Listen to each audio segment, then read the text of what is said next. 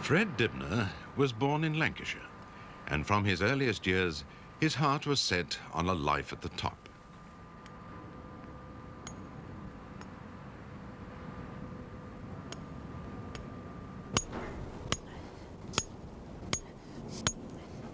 When I was a very small boy and I used to go to school on the tram, you see these little fellas with flat caps on, way up in the sky on top of factory chimneys, you know, and that fascinated me as to how they got all the little platforms up round the top.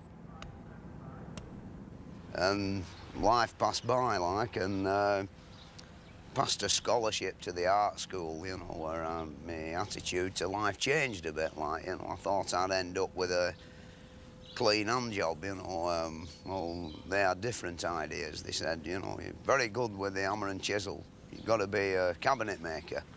So they sent me to an undertaker's, you see, where, you know, it sort of, bloody hell, all them boxes, you know, and trestles, and even the undertaker himself looked like a corpse. So I thought, I don't fancy this, you know. So I got on my bike and went to Youth Employment Office, and they said, we've got a good job joiner in here, so I became a joiner. And at weekend, I used to go out pointing houses and a bob or two, and I got enough money to buy 5 ladders. Anyway, one day, a school teacher who used to teach me at school, he came along and he said he wanted a job doing, you see, and he said, what's all these ladders for, you know, like an average bloke has 1 ladder or 2 ladders, and I got 5. And I said, it's for my steeplejack business, but, you know, it ain't going so well, you know. So he were hard up as well. So he said, you know, well, what's the problem, like, you know? So I said, well, you know, I don't think I talk right for a start, you know.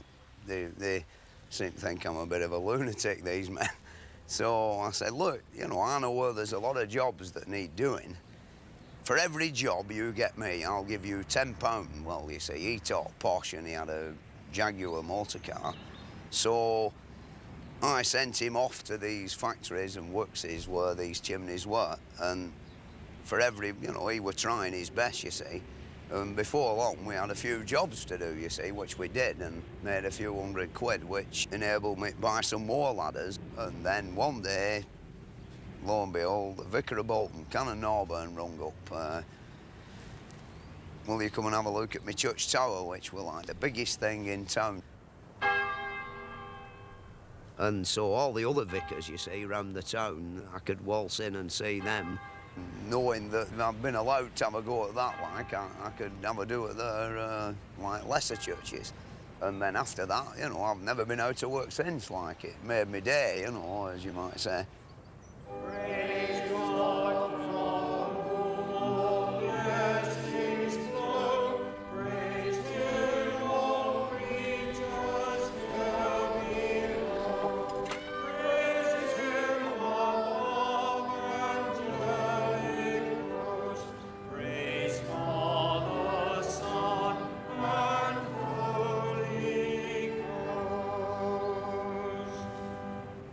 Fred has worked on churches for many years, but the greater glory is, and always was, the chimney. That's the biggest chimney that there is in Bolton, and when I was 15 years old, I climbed up that for a 10-shilling wager. The steeplejacks were repairing it, you see, at the time. And one dark winter night, you know, I did do it. I never got the 10 bob, you know, but I got the 2 Union Jacks tied round the lightning conductors, you know, at the top. And they blamed it on the Manchester University students, you see. Well, it weren't them, it were really me. Fred's next move in the factory chimney business was to clap a little one on top of his mother's home, which, ever since, he has had to sweep because nobody else will. Oh, how do you do? You all right? Where have you been? Oh, well, we've, you know, not so well. Doing our best. It'll all be done very smartly and speedily as possible. How long has it been smoking? Oh, a month or 2. A month or 2? Oh, why didn't you tell me? You normally do, don't you? You normally cause a lot of bother and not tell time me. to do anything for me. Oh, I know that. Well, Right, stick it up, Donald. Right. I've got it a bit...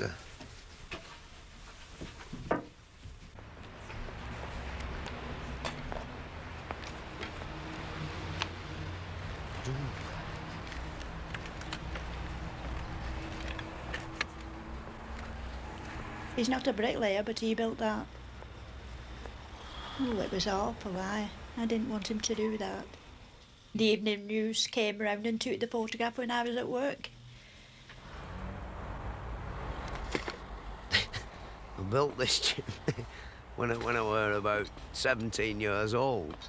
We had a stack like the one next door, you know, with 5 pots on, which 4 of them were disused and smoke only went up one. So I thought, well, we'll take all these 4 down and build a nice chimney stack, you see. So I didn't really design it, I just built it. It just ended up that shape. Everybody said I was crazy, you know. But it never cracked, and it's got a lovely draft on it, you know. Suck your house slippers off when it's going at bottom. So he went to art school. When he was about 17, you'd think he'd work in an office, not doing what he does now.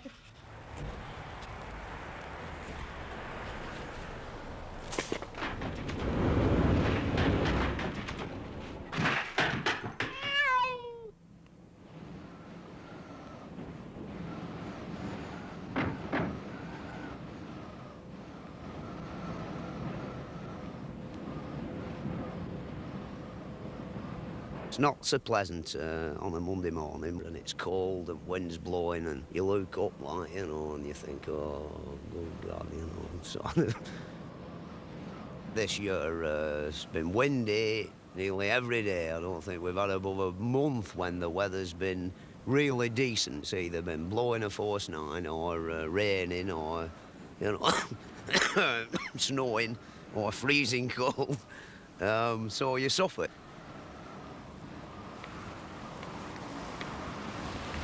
Some days might be bloody awful on the floor, you know, and then you set off up the ladder and go through the fog, and it's like being in an aeroplane. You can see all the chimney stacks and towers and church steeples and hills outside of town sticking up through all this cloud and sun shining up above. Beautiful, sort of. My camera's never worked right, though, when that's been about, you know.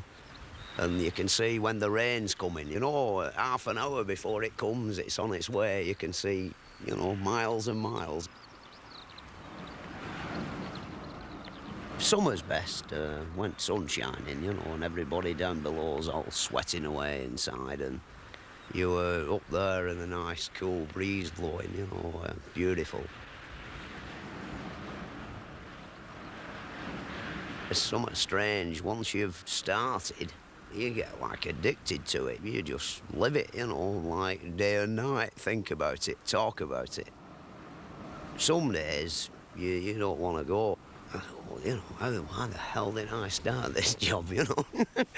But once you've got cracking like it, well, I always feel that, you know, when I'm really putting big pile of stagings up round top of a chimney, you know, like when I've got it all up, you know, it's a work of art, you know, a masterpiece.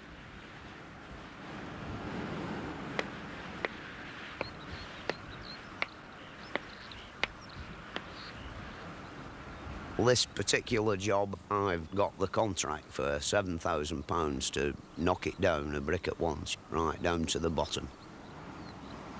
When I first came to look, bitter cold morning, the wind howling down off the mountains, you know, and I thought, ugh, you know, how come they always send for me in the middle of winter? Anyway, I'd have told the powers that be, like, you know, that I want £7,000, you see. And I didn't think I'd get the job, you know. Anyway, it turned out that they honoured me with giving it me, which means that the other fellas wanted a hell of a lot more, you know.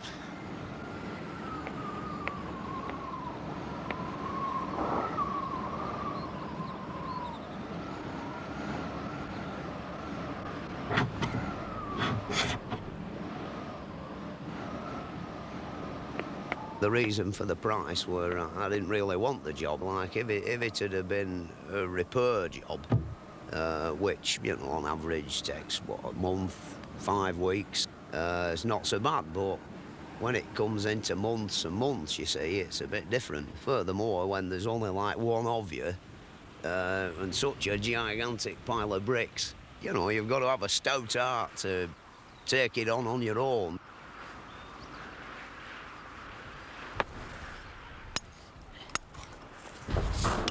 The Briar here, there's like too many buildings, you know, to drop the thing, like, or blow it up, as some people do.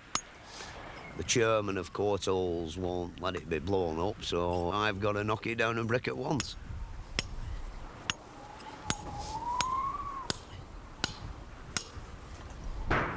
It don't do to think about how long it's going to take you, you know, you've just got to keep bashing some off. Oh, I've been here too long already, you know, about 3 months and done now, which in my eyes I'm quite disgusted, but the weather's been outrageous, you know, and now we're in with a chance to get something done. Like, we've got everything working according to how it should do, like the chute at the bottom is working well, which you can have a lot of trouble with them if you don't get the plates quite right. They keep getting bunged up and you're forevermore waiting for the bloke at the bottom to clear out the bricks, and you've got to make sure he's out the way, because if you drop one down and it comes shooting out and hits him up back at neck, he's dead. On the top, like on your own, you get a bit lonely, like, you know, nobody, only the birds about, and occasionally I have a friend who comes round to see me, like, you know, and he has a shin up and we have a bit of a chat, like. Yeah, it must do something, you know.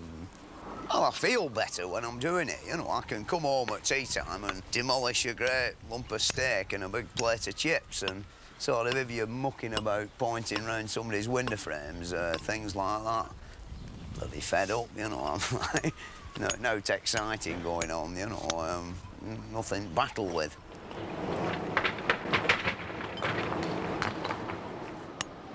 Really, you're dicing with death with a rotten old top on the chimney, you know. There's been a lot of men died fiddling with them things.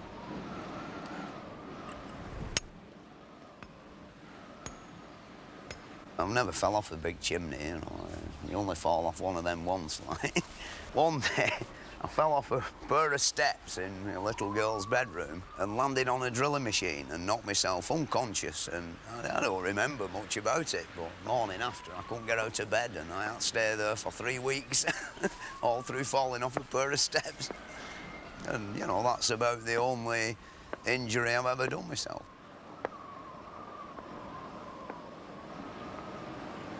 Donald, my labourer down there, he's like a very important man, you see.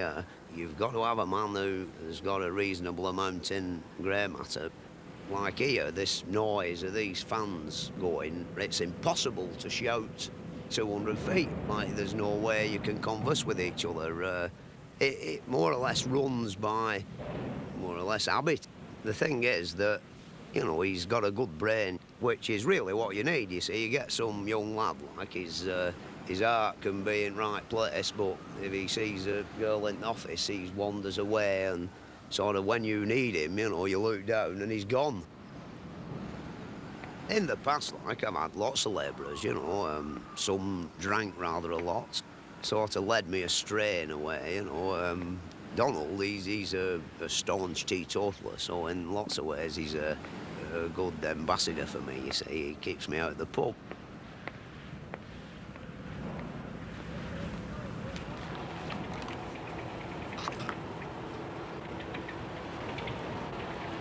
Good, look at that. Something's gone wrong with it, Donald.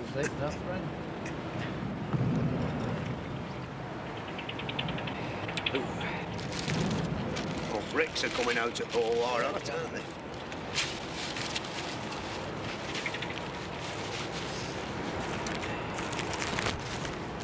Cheese butties again.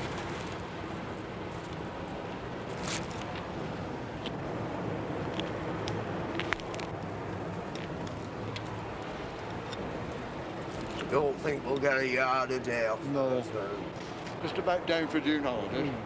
Oh, we'll be lucky enough. Get fed up and keep looking up there, you know.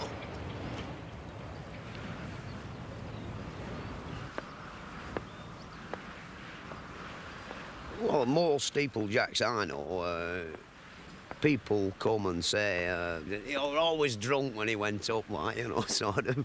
I wouldn't say that I've ever done it drunk, but if you were banging away with a big hammer all day, a few pints, you know, don't do you any harm, you know, it sort of kills the pain.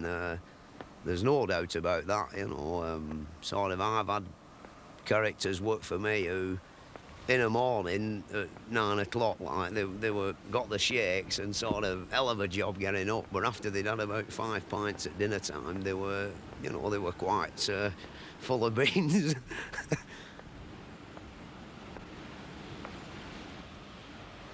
In 20 years, I've only ever had 2 calamities. One where a load of brick fell on top of a blacksmith shop and completely demolished it. And I thought, this is the end of my steeplejacking career. I can laugh now, but I didn't then, you know. When I come down, I was shaking all over, you know, in the pub for a pint. But Mr. Courtall decided that what I'd wrecked weren't worth keeping anyway, so there were only a very small claim off the insurance people, you see. And then on another occasion, we put rather a big dinge in top of a brand new motor car that were parked up, really, with inside my piece of rope that I'd got round the bottom of the chimney, you see. It weren't really my fault, you see. I picked 2 bricks up and the wind took off a nice 3/4 of an inch thick bed of pretty stiff mortar, which went like an autogyro on the wind and, you know, right over there about 100 yards and bush straight on top of his new car, you see. So he wanted a new roof on his brand new Volvo. Now, I have to have a third-party insurance policy for people like Courtalls. You know, if I kill one of their operatives, you know, I'm in dire trouble, you see. I mean, they'd commandeer my traction engine or something like that.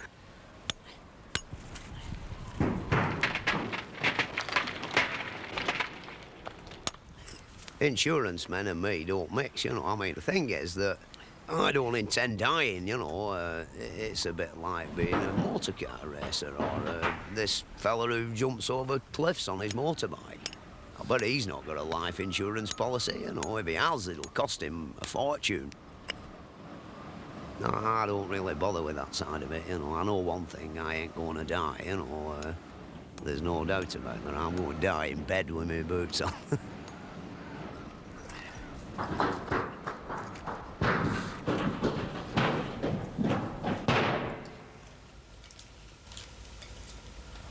Anybody rung up today?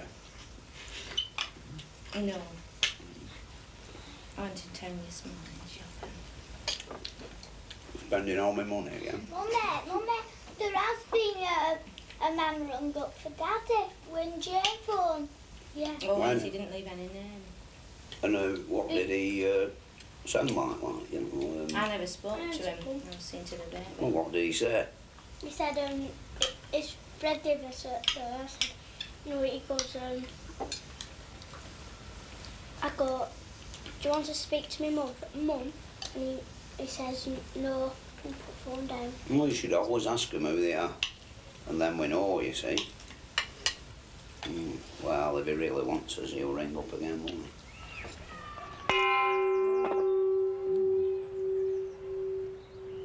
That sounds healthy enough.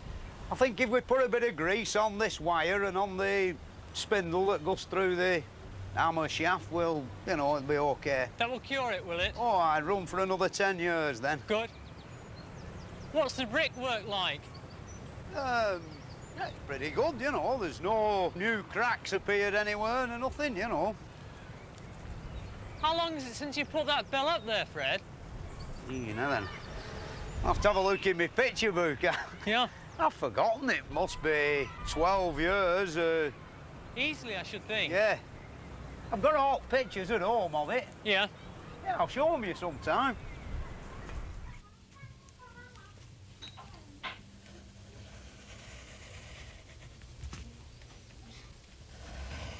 this drawing is, you know, done so that I can show it to the engineer who runs the mill and point out to him, you know, what needs doing.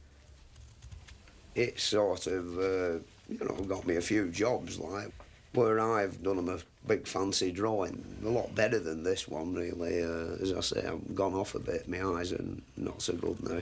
Like, I've shown them my drawing and then they've dragged somebody else's out, done on a piece of wallpaper with pattern on back and, you know, everything a bit skew with, like, and I've ended up getting the job. Like, up above, you know, I've had the ladders up and had a loop round. Well, there hasn't been any movement, you know, it won't fall off or anything like that. The top iron band, it's difficult to tell whether it's good all the way around, but the bolts are a bit buggered, you know, and I think it's, you know, they should be knocked off. Yeah, knock what's left of it off, point it again and paint the ironwork and point all top at stack down to that bottom sailing course. £1,500, Fred, for this is quite a lot of money. Yeah, well, and you know, we obviously will have to get some quotation. Yeah, the thing is that if, you know, I do it my way, you know, well, put it this way, you could get one fella who'd come and he'd do all that in, say, a week. Yeah. You know, now, there's no bloody living man can go up there and rake all that out and mix proper mastic with boiling seed oil and do a really good, neat, orderly job. I don't know why I do it sometimes, because no bugger ever looks at it when it's done, you know. And boiled linseed oil is better than cement? Oh, yeah, sand and cement up there, a waste of time, you know. You can do it like two ways. You can do a right good job that'll last for 20 years, you know. Or you can do a cheap, slosh it all over the bricks job, which will drop off within 6 or 7 months, you know. But because it's all dirty, you see, you won't notice it. Right. But it's all falling off. If me and you now were halfway up there, I could show you something that'd like, you'd look at it and think, what the bloody hell did we pay this fella for? Yeah. Nobody will ever see it, you know, but, you know, I do. When I'm lying in bed at home, like, you know, I'm thinking, bloody hell, has any of my pointing dropped out of that chimney yet, you know, sort of thing. Of his time on the ground in the past 12 years, Fred Dibnah has spent many thousands of hours completely rebuilding a steam engine. This thing and me, you know, it's a death do us part job, because it's nearly caused divorce and much upset in the household and no holidays and, you know, all that sort of thing, like, you know, you love your bloody steamroller more than you love me and all that, which I think a lot of men who have these things will have gone through, especially the one-man banders who have one engine and one wife and one shed. My wife complains that, you know, I spend more time here than I do over there in the house, you see. Well, you know, I suppose in a way it's better than being down the pub all night or, you know, out womanising or, you know, doing breaking and entering or something like that. Well, like, it never had a name, you see, when I got it. So we were going to christen it. Well, when it made loads of row, you know, I thought we'll call it Thunderbolt or something like that. And then I thought, no, I might gain a bit of grace if I call it after the wife, you see. Well, I keep telling her, you know, there's not every woman who's got a steamroller named after her, you know.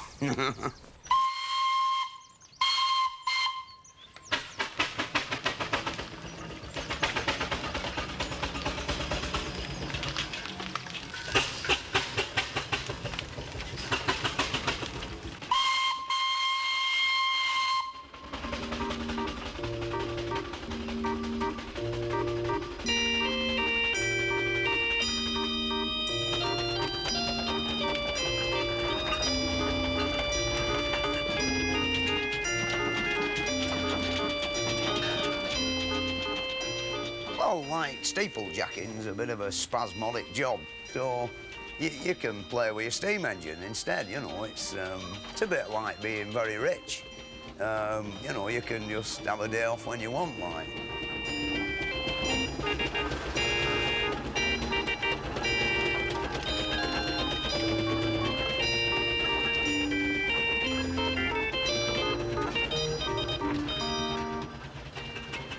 lots of people who I've come to know over the years with the chimneys say you spend too much time playing with your steam engine, you see, and you should come and get our job done, which in some ways is very true. I have neglected my business and, well, everything really for the sake of this 10 ton of iron. Well, Freddie, the job is getting more urgent now, and of course you've about 30 or 40 feet to point, and there's one or two of the bands want replacing, so really we've got to get you on the job. We can't wait much longer. I'm doing my best. Don't worry, Mr. Shelmerdine. But I am a little bit worried because we want to get this job put right, because we've got the mill in good order, we want the chimney in good order. Well, nothing will fall off, you know, I can guarantee you that. Good. And sort of, I'll be here soon as the last few bricks at the Lilac have gone, I'll be here. Yes, you know, and you'll have me then till your job's finished. I won't be going nowhere else, you know. Good. And I'll... Well, that's what we want. We've got to get you on this job to get it completed. All right. Good morning, Mr. Shepherd. All right.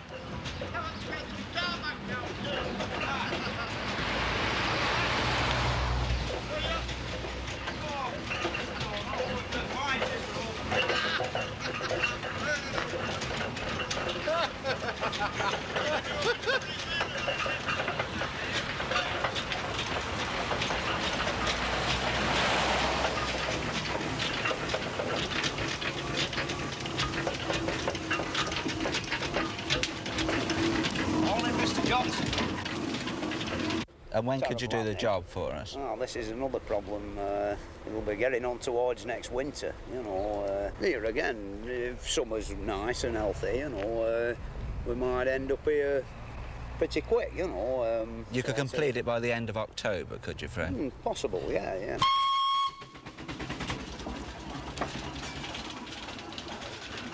Good morning, Lenny. Well, I'll put 4 or 5 stagings all round the lantern, and then we'll gill the ball on the top. This is it. It's a big one. It's about 2 foot diameter. I know. It'll cost a bomb or two. Well, don't worry. Sort of, we'll overcome that. Yeah. Them pillars, we'll replace them. Then we've had a look at. Can you turn them yourself? Oh, I've got a machine. Have you? I've invented a machine that'll do it. You see. Concocted that lot up with a washing machine motor. First day, tried it out, you know, and it went round and went ping, ping, ping, and the cutter shattered. But it didn't, it just cut it. Beautiful, like cheese. So, as soon as I'd cut a groove in 1 inch wide and down from square to round, I went down the pub celebrating, you know. Then I drunk too much beer, so I had to lay off that day. And the day after, I made one in 1.5 hours, you know, which were the first one. Are you painting it? Is it something you're going to make a lot of money out of? No, I doubt it, you know. Never made any money yet. Well, I think there's some of them on the balustrade at that level too. Yeah. It seems the north and east elevations are catching all the way. Well, we'll have a look at them later on. Later on, yeah. Because we've got to programme it, you know, we can't do it all in one financial year.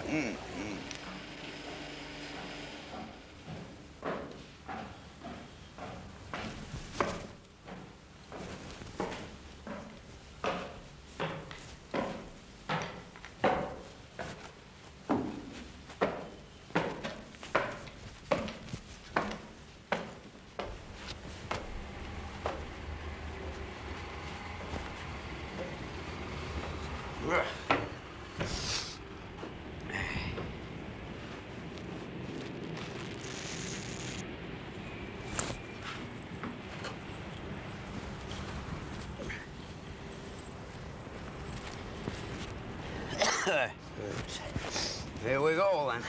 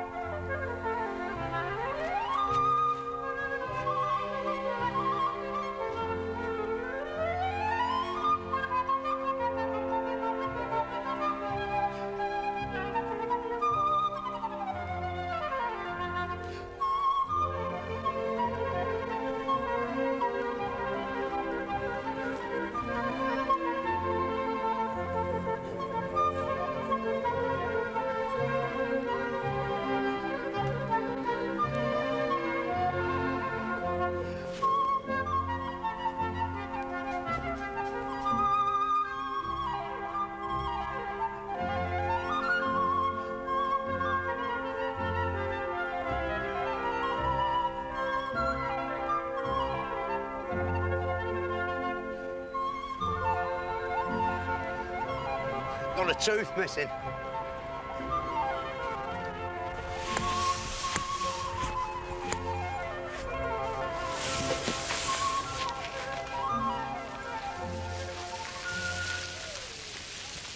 All plant pots and ornaments are all nice and solid. I've had a swing on them all. The fingers on the clock at the back, one of them rubs on itself. Well, that can be moved on. Yeah. What's the actual lightning conductor like? You know, oh, that's in very good condition. Does it look nice and it was re-gilded? Yeah. That's the salt. I see the ropes broke on the flagpole at St George's, you know. Oh, the church? Yeah, do you want me to have a look at it for you?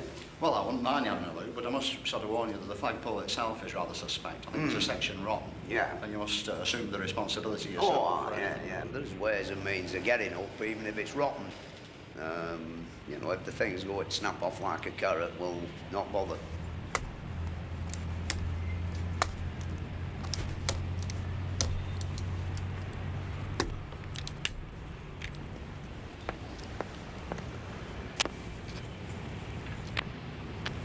Right, Donald! All right. Donald! Right. Send one up.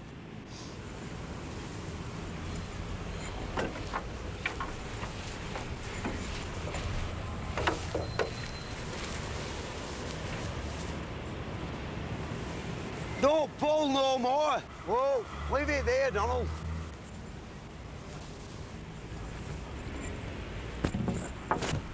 You'll never be a rich man climbing chimneys, you know, there's no doubt about it.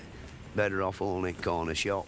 We're never broke. There's always somebody owes us something. It's just that when you get working for, like, big outfits and you're only like a little man, they just forget about you and they think that you've an endless supply of brass, you see, because the computer, it don't pay out so fast. But I have a phone number that when I'm really desperate, I can ring up Courthalls and ask for a certain gentleman who sort of always looks after me, you see.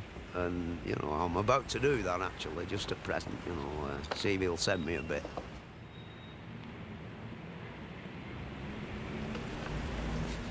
I don't count money, you know, I sort of spend it when it comes, you know what I mean? I might be dead tomorrow, you know, like Alison can have out she wants, and if I want to spend like 400 quid on my steam engine, you know, I'll spend it, you know, when it comes, and at least the steam engine's better than money, you see. It's like people have paintings and other people buy fancy motor cars that rot away, you know, like my steamroller is it.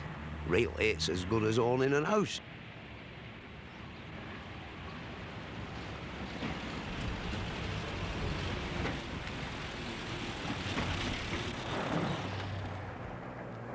Fred's quickest way of making a bob or two is to land the big felling jobs, at which he is one of the few still capable of using a precise, old-fashioned method. This is the job, Fred. These two chimneys, they won't drop it. Oh, when you've got rid of mill, there'll be plenty of room. Like, I come the other day and had a look. There's an house over there on that corner. Well, if we can keep it away from that, where, you know, we don't want to upset the neighbours. More towards the canal side. Yeah. And we don't block canal up as well, you know. No, all right. Make sure we don't. Aye. We'll try and do them both at the same time or not, you know. Well, do two for the price of one, then you're all right. Aye. Well, 400 foot little one and 500 foot big one. That's the cheapest you can do, is it? Oh, aye. So, you'll soon be a millionaire at that rate. Yeah, I think I could manage them about blocking canal up, you know, doing any damage, breaking any windows over there, you know. My main competition is the dynamite men when it comes to felling a chimney, you know. Sort of they'll come along and, you know, blow it up in half a day, so they only need a quarter of money I want. So really, that's why on television, everyone you see going down, it's blown up.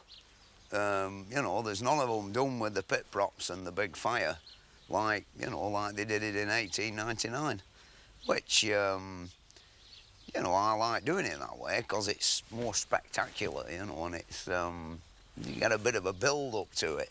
Whereas when you press that plunger, boom, that's it, you know. it's over with, you know. You've not really done so much, you know. You just destroyed something that it took a few men a long time to erect, and a lot of hard bloody sweat and labour. And when they finished it off, no doubt, they put the Union Jack up, and you've just blown it up with pressing a button. Whereas if you've got to hack your way through 3 foot of brickwork at the bottom with a few 100 tons squeezing on it, you know, it's not died too easy, has it?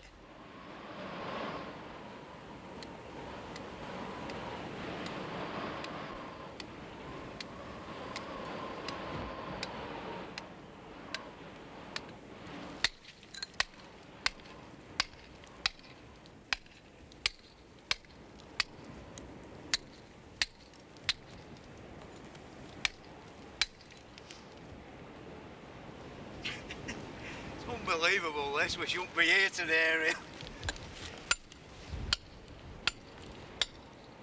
I've had instances where people have come where I've wanted a couple of £100, 25 quid, and they've done it, you know, madmen, you know, no pit props, nothing, just chop the bottom out like a tree, and they don't know to an hour when it's going to go, you know, just keep bashing at it at each side, you know, and when it's creaking and groaning, you know, just run out the road, you know, at great speed, like.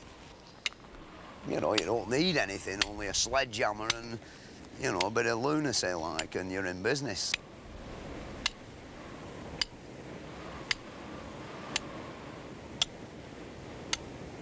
And you come on the insurance, man, you know, they'll send some little lad out from their office who's never seen a chimney fall down, and he's got to work it all out, the risks involved, you know. Well, by the time it's gone back to HQ, it could have been Groucho Marx who's knocking the damn thing down, you know, which upsets me a bit, you know, when I think, like, that all the ones I've done that have gone OK, and yet the premiums keep going up and up and up all the time. Well, I've nearly given them up altogether now, you know. If there's no tint way, I'll do it, you know, and take it on my own back. And good luck to them men, you know. I mean, they've got big Mark 10 Jags and pinstripe suits. What have I got, you know? Second-hand bloody Army Land Rover, you know, and just about managed to keep that going, like.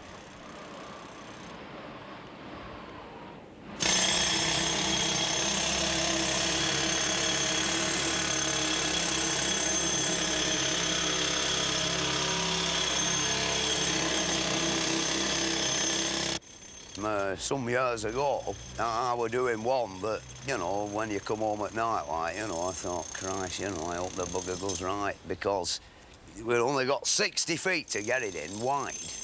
And I came home and having my tea in the kitchen, and it come on the television, here's one that went wrong. I knew it, somehow or other, that there was something up somewhere in chimney line, and I was running front room just in time to see this factory chimney straight through the middle of the mill, you know. Just been kitted out for 3-shift system, you know. It's still shut, that mill, somewhere in Yorkshire. Chopped the mill in half. Well, them were the dynamite men, you know, sort of thing. Well, how do you think I should feel after that when I've got to do this one? They've got to get theirs in. I'd got to get it down a 60-foot slot, you know. Well, from that day to the Sunday that we did it, you know, my nervous system weren't too good. It were a bit on edge. There's no brave men, you know. Any man who says he's brave's either a bloody idiot or a liar.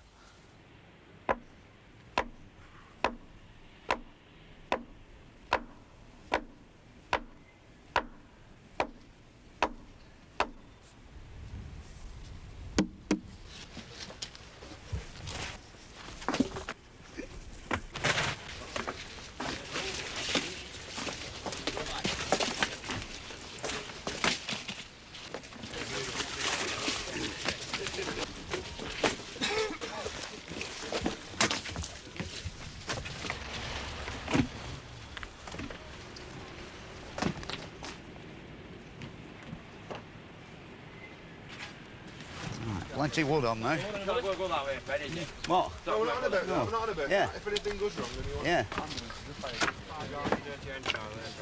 Yeah, well, that'll start like, won't it?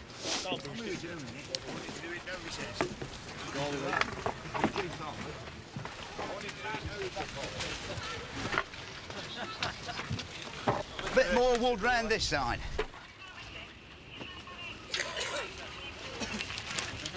Ollie.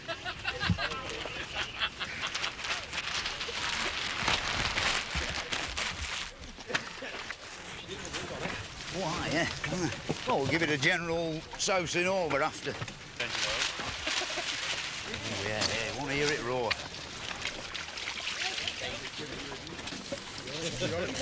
Fred, are you... What, love? How are you going on? All right, love. How are you? They'll be safe over there, won't they? I hope so. Yeah, I think so. Do you want me to light it like I usually do? No. No, I usually light it and then he... and then he takes it off me.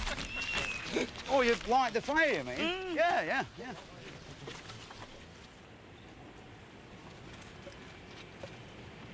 Oh, he's panicking like buggery, man, you know. Who you mean, The Welsh fella. Factory inspector, I don't know. Mm. I mean, everything's beautiful.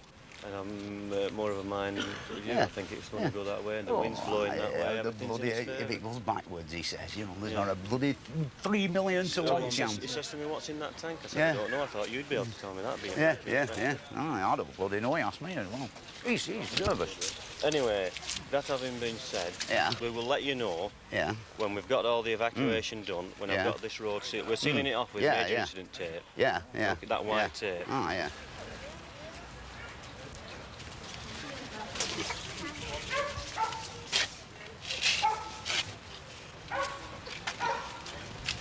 Right, can we have everybody out, please?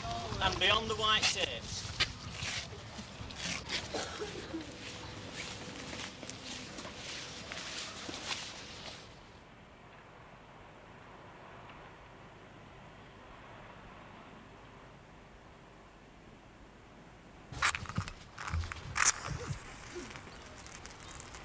I'll get going. Turn it round a bit. That's it. Right, now then. Right in the middle, there. No. There. That's it. Right, you can give it me now. Yeah. Thank you.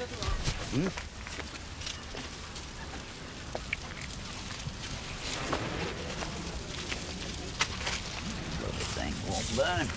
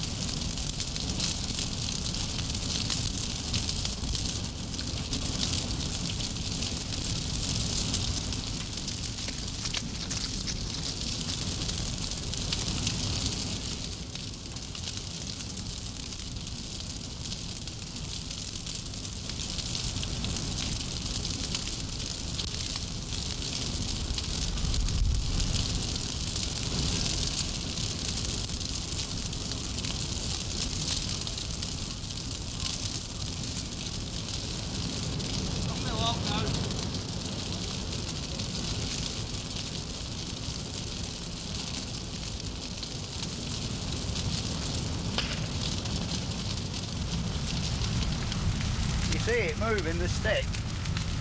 That stick.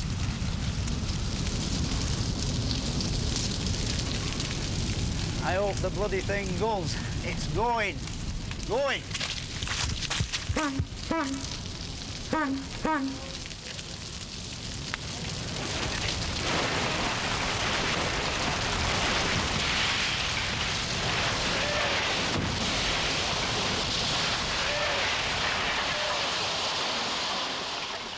Go for.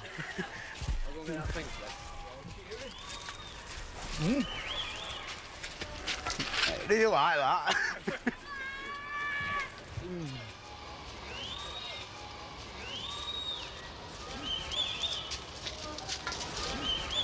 Right in the right shop, innit?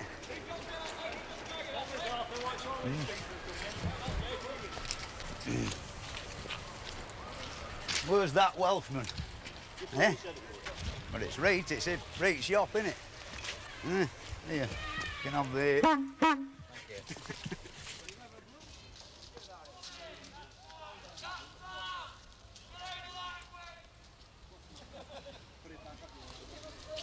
Give us a kiss, love. You all right now? Fanny. Well, though, did that? It were a good one. I knew it. I had every ounce of confidence in that one.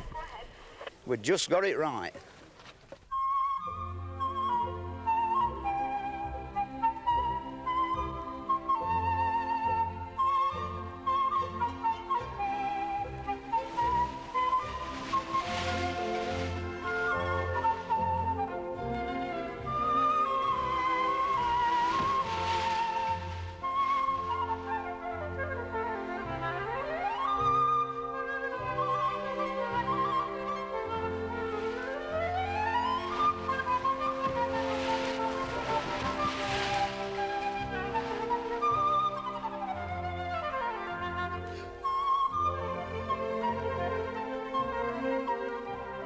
If I don't go now do for a fortnight, I get all grumpy, you know. I get thinking like, I'm bloody dying, nobody wants me no more. Like, gotta go and have a climb up something, you see.